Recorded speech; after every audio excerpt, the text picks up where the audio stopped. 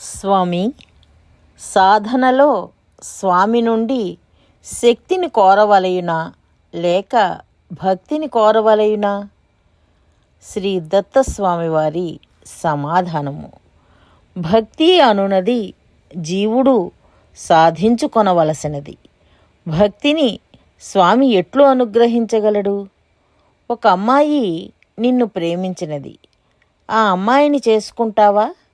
లేక నిన్ను ప్రేమించని అమ్మాయిలో ప్రేమను కల్పించి చేసుకుంటావా? ప్రేమ సహజముగా అప్రయత్నముగా రావలయును, కానీ ఒకరు ప్రయత్నము చేసి తెప్పించున్నది కాదు. నిన్ను పొగిడిన వానికి బహుమానము ఇత్తువు, కానీ బహుమానము ఇచ్చి పొగిడించుకొనవు. కావున భక్తి కలిగిన వానికి సేవ చేయుటకు పరమాత్మ శక్తినిచ్చును. గీతలో సత్వానురూప సర్వస్య అని సర్వజీవులకును శక్తిని అనుసరించియే భక్తి అని చెప్పబడినది. కానీ లోకములో ఎక్కువ శక్తి ఉండి తక్కువ భక్తి కలవారును, ఎక్కువ భక్తి ఉండి తక్కువ శక్తి గలవారును ఉన్నారు కదా అని సందేహించవలదు. ఈ శ్లోకార్థము ఏమి అనగా, ఏ జీవుని భక్తి అయినను వాని శక్తిని అనుసరించి నిశ్చయించవలయుననియే అర్థము.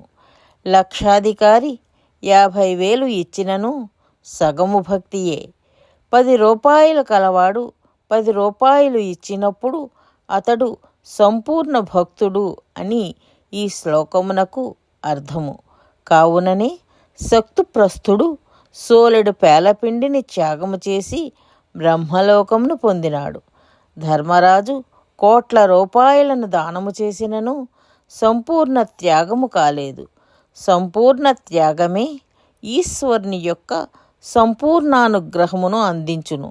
స్వామి యొక్క సంపూర్ణానుగ్రహ ఫలమే బ్రహ్మలోకము యొక్క నిత్య నివాసము అనగా స్వామితో ప్రతి జన్మలోనూ కలిసి సేవకునుగా ఉండుచుండెడి నిత్య కైవల్య భాగ్యము.